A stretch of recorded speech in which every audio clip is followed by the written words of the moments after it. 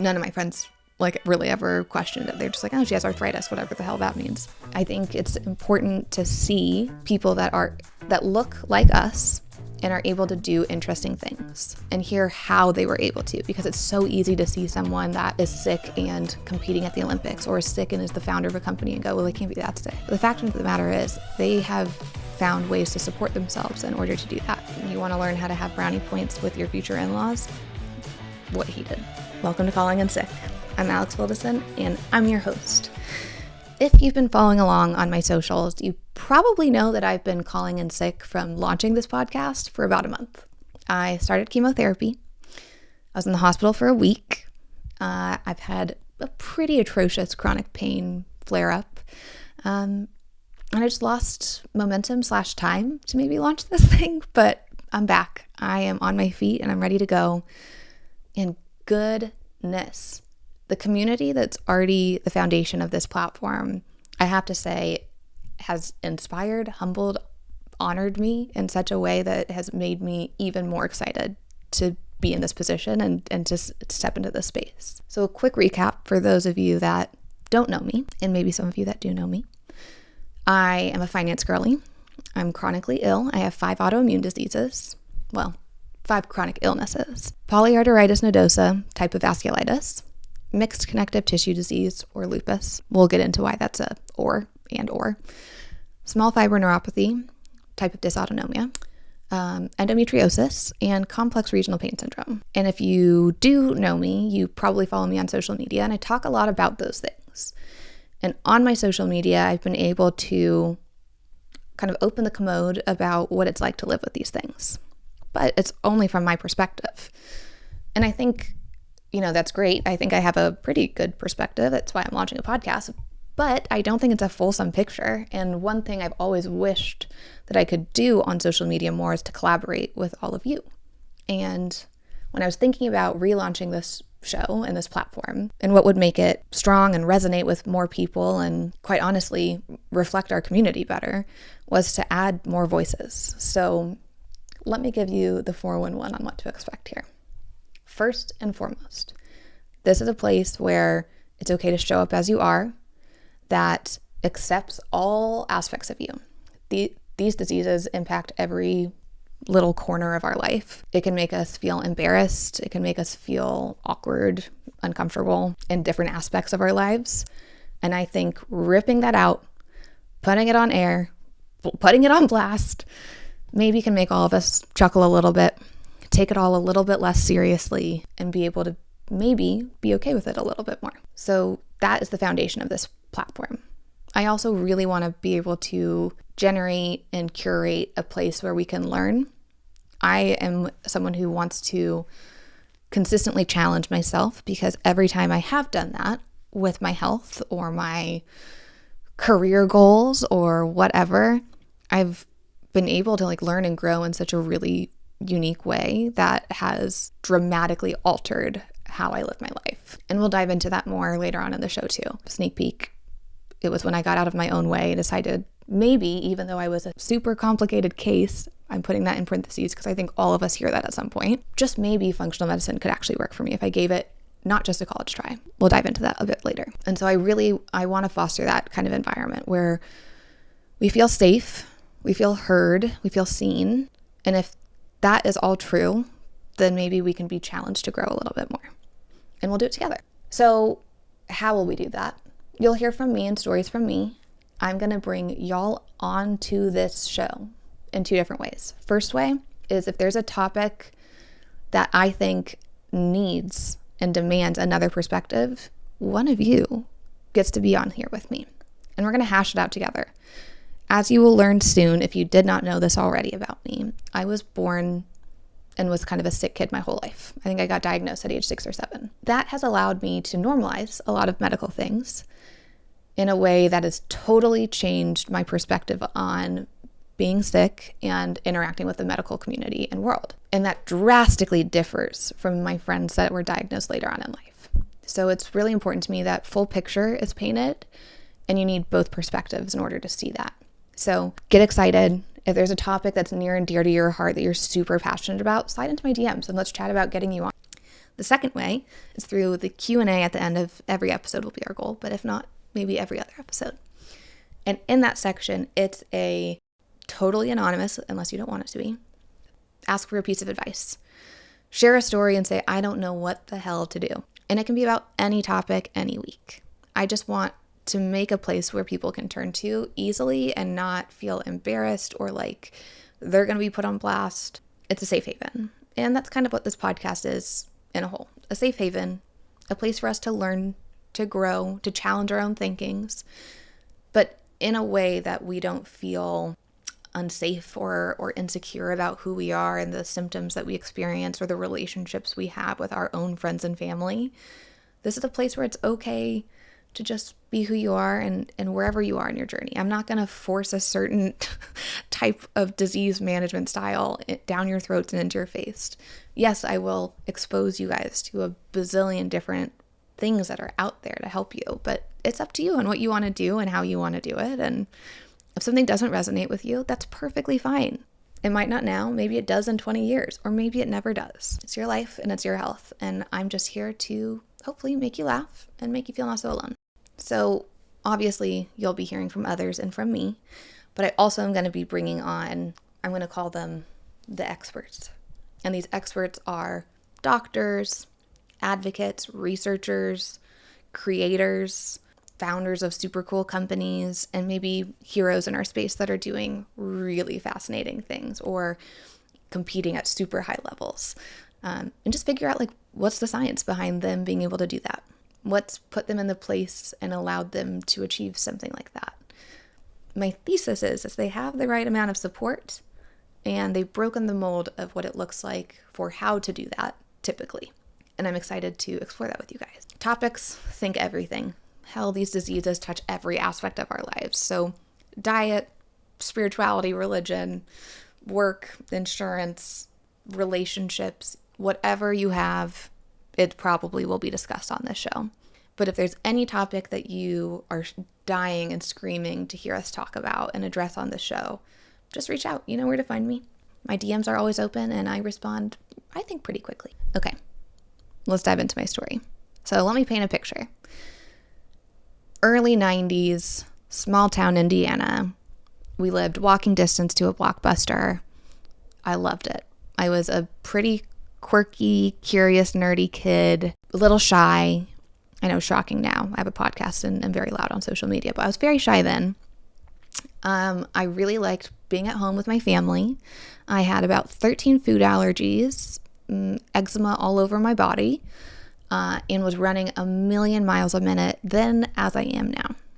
And bless my sweet, sweet parents and siblings for putting up with that kind of energy for 30 years. My interests range from playing with Polly Pockets to organizing my closet, my brother's closet, my sister's closet, to looking at things under a microscope, to watching every Scooby-Doo that was out there and wanting to learn how to do movie editing. I was a happy kid. I also had crippling anxiety and wanted to control everything.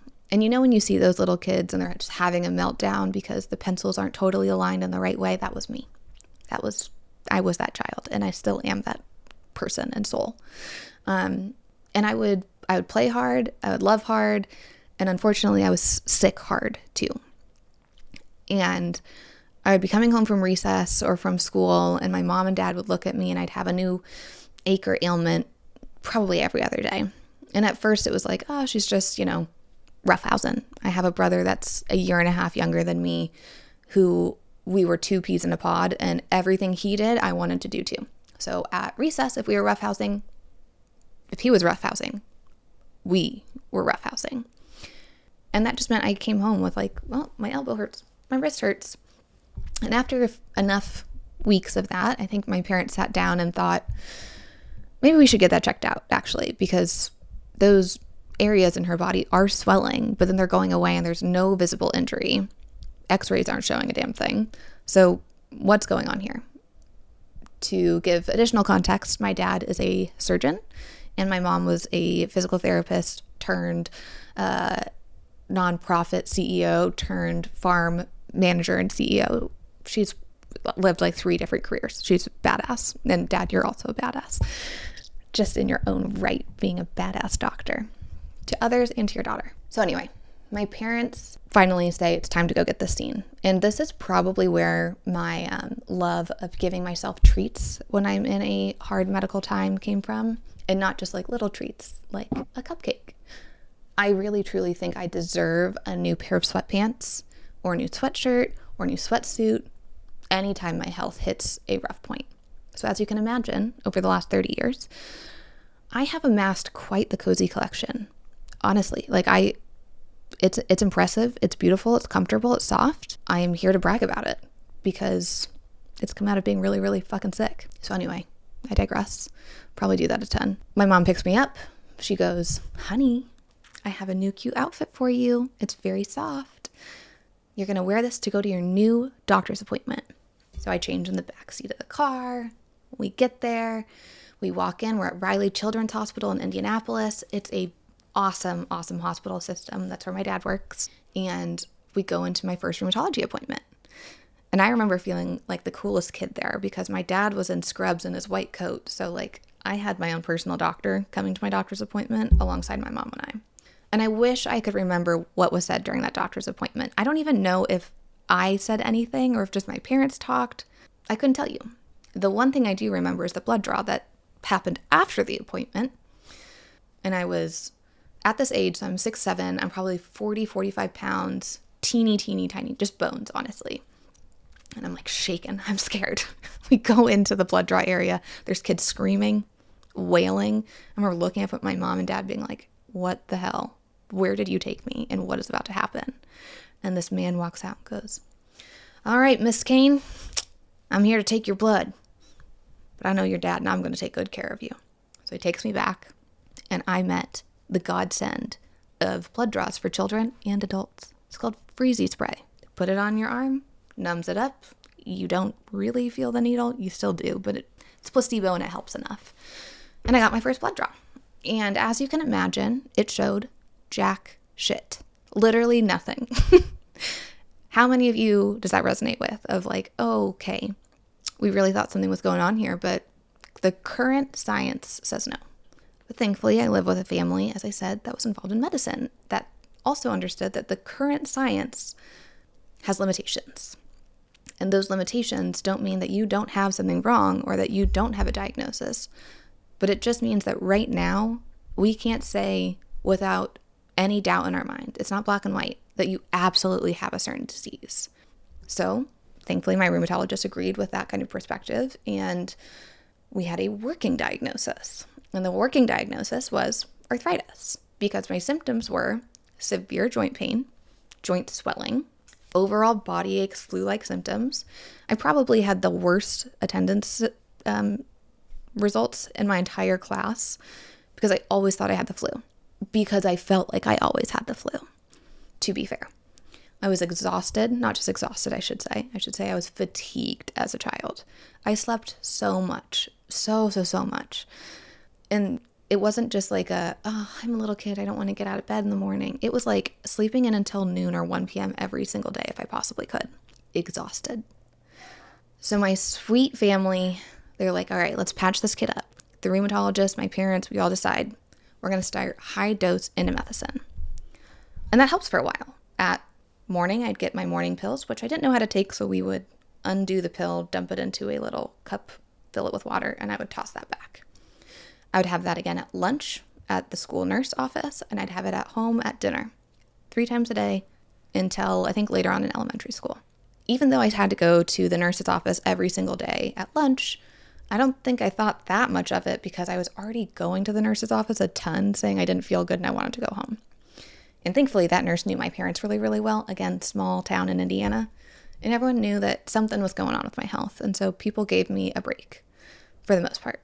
And beyond that, I didn't really put too much thought into this arthritis diagnosis. I had food allergies.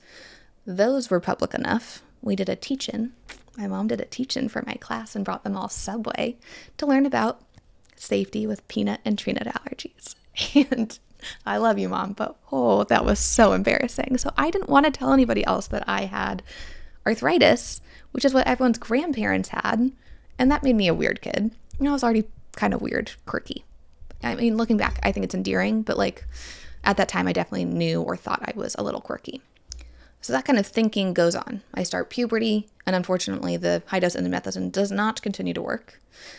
Start sulfasalazine and intermittently use prednisone or steroids.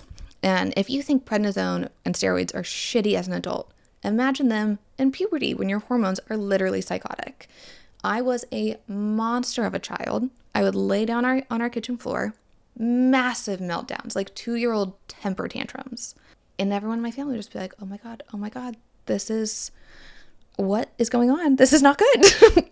And it wasn't good. It was so uncomfortable and painful and just made me unhappy. As I said, I have anxiety, and I've had that since I was a little kid. My first panic attack was at age 4 in a butterfly garden. So add fuel to that fire, and it was debilitating. And that still, again, was more pressing in my mind than the pain or the body aches or the fatigue or the flu-like symptoms that were the autoimmune disease we were trying to kind of take over. So my sweet mom would call the rheumatologist and say, I don't know how much we can do steroids here. This is not seeming to be a long-term solution for us. So we tried other things. My mom started, cleaning up our diets for us and getting me ginger lotions and, researching what anti-inflammatory foods are and making sure I was getting that in my diet. And that certainly helped a little bit, I would say. It allowed me to still, live a pretty normal childhood. And my friends didn't think much of it either. So I think a good story of how precious children are when dealing with other kids that are sick. When you're young, you don't think about that at all. You don't think, I'm healthy, they're sick. You just think, we're kids. And I remember one Halloween, I was having an awful flare-up. I seemed to have flare-ups at the start of the school year, around holidays, when we'd come back from winter break, and sometime in the spring. And looking back, it was usually, there were quite a few factors going around during those times. And it was high stress, anxiety, I was nervous about being around people. It was a ton of germs, which wreak havoc on our little autoimmune selves.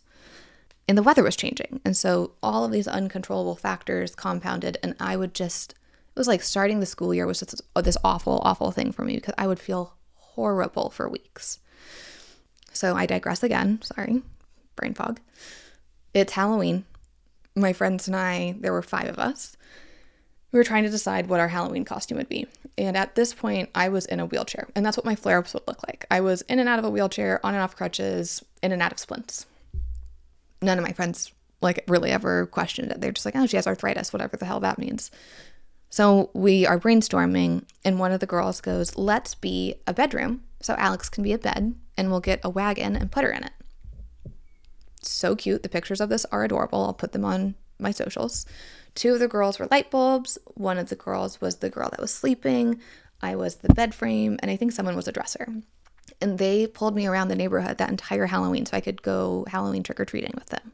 So cute. So kids weren't the issue. Some of the adults were the issues. And I think that's when I started maybe realizing that I was different, was probably in middle school. And it was kids' parents rolling their eyes that I had arthritis. It was teachers rolling their eyes, thinking I was exaggerating symptoms, being in a wheelchair as an ambulatory wheelchair user. It was disappointing, to say the least. And maybe that's something that resonates with you guys, is that it's these outsiders that don't try to get you, that make these judgments or statements that make you feel different or less than.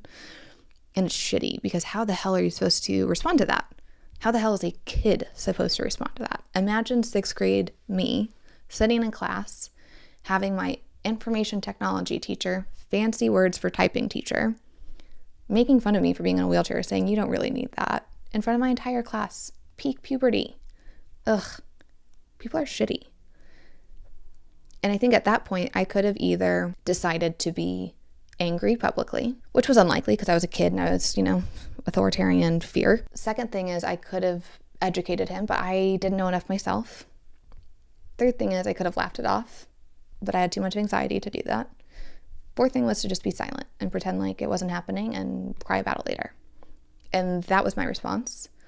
And that is probably why I have been so defiant up until recently about having an autoimmune disease or chronic illness and not letting it define me. Because I didn't want people like that to make me feel like they did that day, which was less than and different. So we enter high school, and I changed schools for high school. I went from public school to private school downtown. As I've noticed, as I've stated, I was really, really nerdy, like taking fifth, sixth grade math in second grade. So yeah, I'm going to brag on that, I guess. I was really good at my times tables. So my parents wanted me to go to this private school downtown where I could take these really advanced math classes. And when I got there, I didn't want anyone to know that I had arthritis. So I just did not talk about it until my junior year, when I was taking, I think, 6 APs at the same time. I was captain of the Model UN team, captain of the varsity soccer team.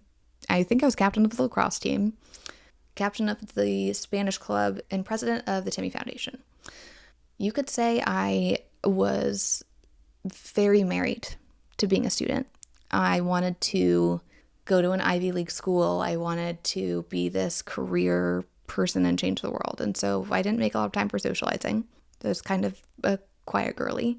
I had like 5 friends that I kept up with very closely, that I'm still close with, and just was kind to everyone else, I would say. That fall of my junior year, I started not feeling so great, and I caught swine flu. And so by that spring of my junior year, shit had hit the fan again. And it was like, okay, I can't hide this anymore. And I remember telling my friends I was sick. I had thought, oh, well, my friends are all kind of getting adulty. I mean, we're 16, we're adults. I thought they would all act like that IT typing teacher and make fun of me, but nobody did. My friends showed up. They hung out with me on my couch at home while I had heating pads all around me. They brought my homework to me, typed up notes for me. And I think I missed like 2 or 3 weeks of school.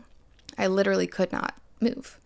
So I took classes at home. And by classes at home, I mean I just read the textbooks to myself and I taught myself. And that turned out to be very helpful, that I can self-teach later on in life. And that's also when I started taking some intense autoimmune medications. And it was Enbrel first. And my dad and his doctor friends would give me these injections until I think 2 weeks before I started college, and I learned how to give them to myself and went to college with that. So I get to college, I'm kind of maintaining my Midwestern diet of bread, cheese, and beer sufficiently. And so as you can imagine, my autoimmune self was not feeling great, but I have a relatively normal start to college until, yet again, weirdly enough, junior year. In junior year, I come back from studying abroad, where unfortunately I had a kidnapping experience and just had a shit ton of trauma, caught mono during investment banking interview season, was taking a bunch of very hard finance classes, and yet again, perfect storm. So that January, spring semester, I got sick, like really, really sick. So we come back from Christmas break junior year, this perfect storm has set into place, and thankfully Cooper and I had been dating, I think for about 6 months at this time, known each other for about a year and a half. He had sat with me during Enbrel injections in our dorm room the year prior, so he knew I was dealing with these health things, but it hadn't become like overly present in my life, I would say. And then all of a sudden it did, and he stepped right up. Like, you want to learn how to have brownie points with your future in-laws? What he did. Take me to the hospital, don't leave my side. Starts going to Remicade infusions with me, does not leave my side. Takes care of me after the infusions and hangs out with my mom on the couch watching Pink Panther, quoting every single word of her while I'm recovering from said infusion. And that's like the first time he's hanging out with my parents. So he, without any training or any, preparation, just said okay. And I'm really excited for you guys to meet Cooper, because he has his own perspective on how he's been able to manage being a caregiver, a partner, a friend, a coworker, a son, brother, everything under the sun, all of his different isms that he is, and still be himself. But that's his story to tell on a different day. And I think that those moments leading up, it goes basically like, I'm sick and I don't care about it, but I'm doing things to make myself feel better that are only Western medicine. Then college comes around, and all of a sudden I can't pretend like I'm not sick anymore. And that kind of is the beginning of, like, I don't know, when you get diagnosed, I truly believe you go through this curve of grief. And it's denial, anger, depression, acceptance, and peace, or something like that. Denial was my first 15 years of my life. And then I got angry because fuck it, I was not going to be sick, and I was not going to let this define me. So I charged forward with my plans to be an investment banking career woman. And had I looked back and not been so competitive with myself, had such an ego that I could do anything and be anything I wanted in the way I thought I could be, maybe it would have been a little easier and a little different for me. And I had multiple people in my life and career that said, stop, Alex.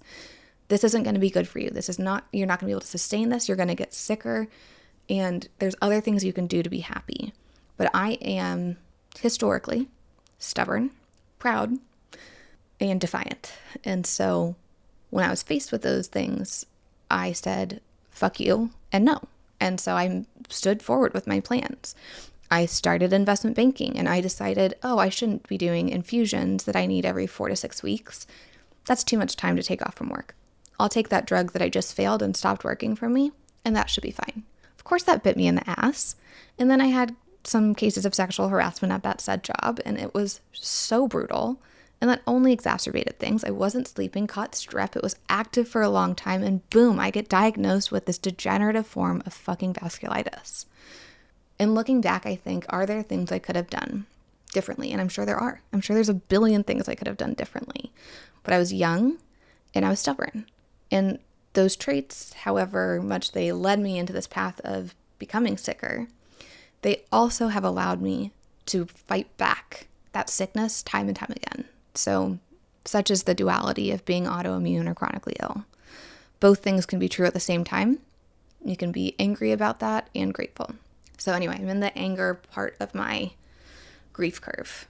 And then I realize I can't do this job anymore. I can't do this career anymore, so I have to quit.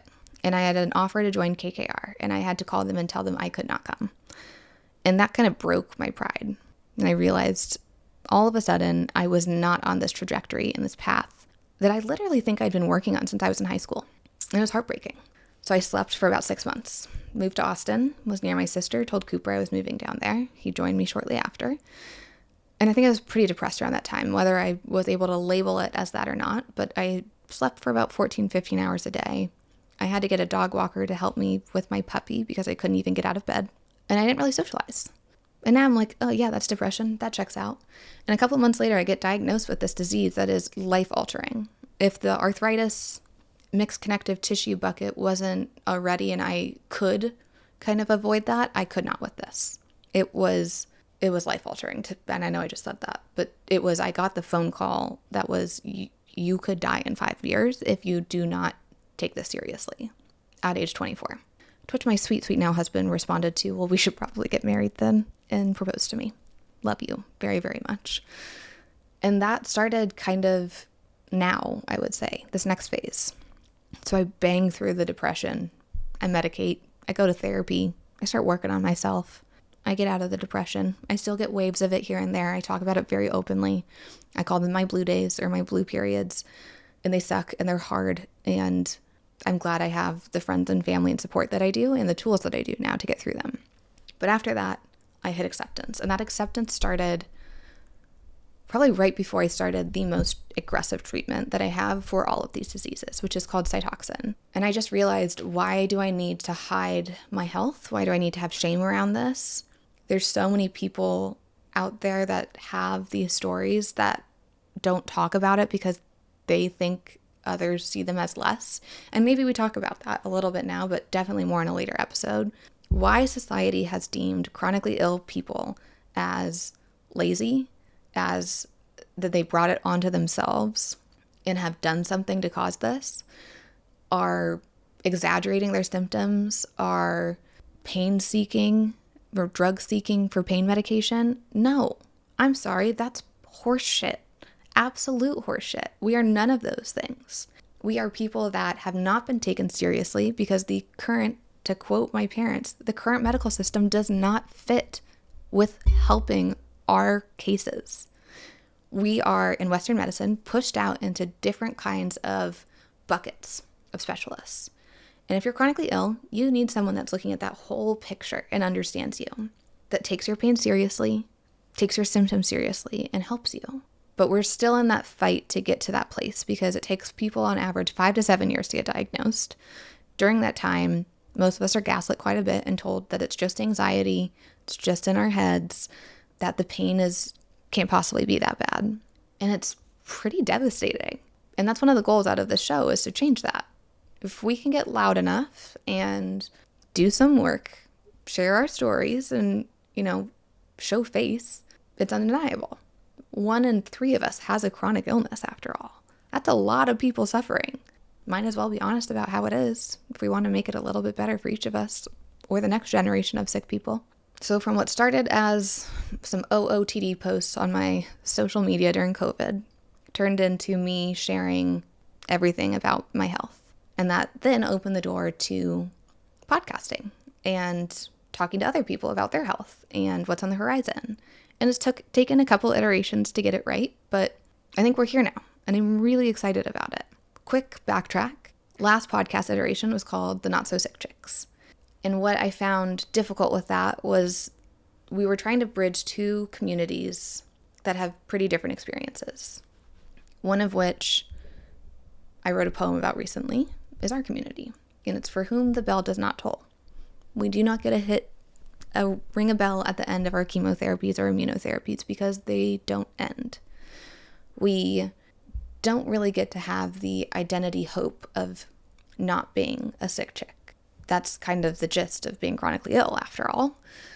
And I think most of us have done a lot of work on our identity and the space we take up in this world to kind of embrace that part of our lives. Because if we can't embrace it and we sit in denial, then I think it just compounds on how we get more sick. You can't find help if you are pretending to not be sick. So in this next phase, here is to creating a platform that balances hope for healing, of course, but with the acceptance of our current realities, and giving space for the pain that is also there for not getting to have that R word remission, or ringing that bell, or not being sick. So, hence, why we're calling in sick, because hell, maybe we don't have to call in sick every day, but we're going to probably more often than the typical Jane or Joe. So, on calling in sick, what are we going to focus on? I've told you the 411 on it, but here's some little arm waves. I'm not a doctor. I'm honestly not an expert at really anything besides math, and even that could be sometimes questionable. I am a sick girl in her 30s who's pretty good at finance, is married, is a daughter, is a sister, is a entrepreneur and consultant, is endlessly curious and excited about life and very positive, but is also very, very authentic. I will show my highest highs and my lowest lows with you guys because I wish someone had done that for me in the last 30 years. I will not teach anything. I will not teach or preach, but I will show and lead you guys to experts that can teach or preach about different healing modalities.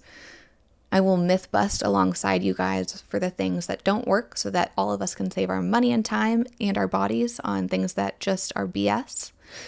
And I will hopefully emphasize how unique each of our journeys are because we are each snowflakes, and that is why it is so ambiguous to treat us.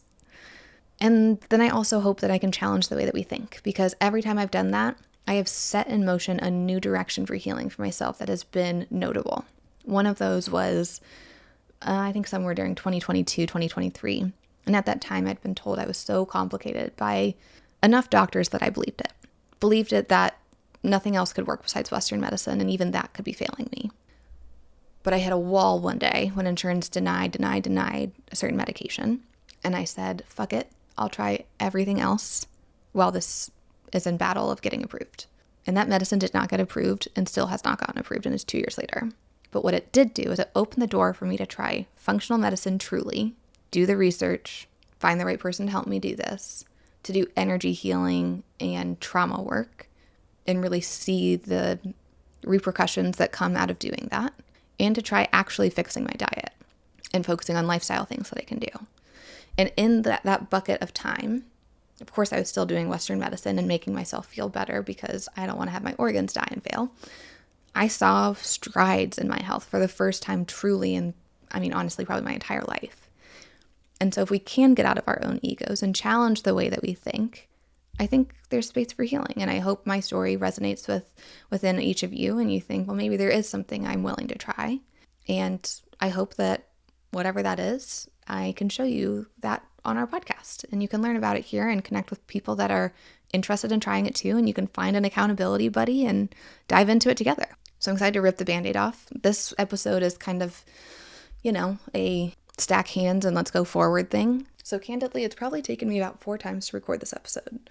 I wasn't sure if I wanted to share my story and like all of the details that come along with that, if I wanted to give the download on what this podcast would be, but I think I've decided. This is just an episode to stack hands on who I am and what this is and where we are going from this. What I'm hoping the takeaways are for y'all are that this podcast is going to be raw, honest conversations and real experiences.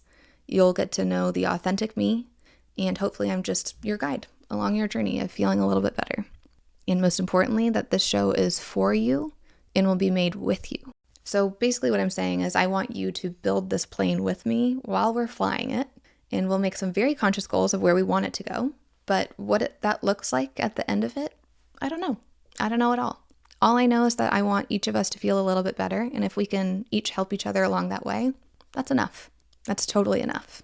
And I think we'll be able to do that by having raw, honest conversations and sharing real experiences. Okay, and that's all I have for today. I'm out of spoons, as we say in the autoimmune and chronic illness community.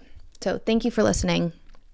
Please subscribe, like, follow on all the platforms. I'm on YouTube, Apple, Spotify, and our socials are at Calling In Sick Pod and at Alexandra Wildeson. Give it a follow because this week I will be doing my first giveaway for the podcast. It's going to be a Oura ring.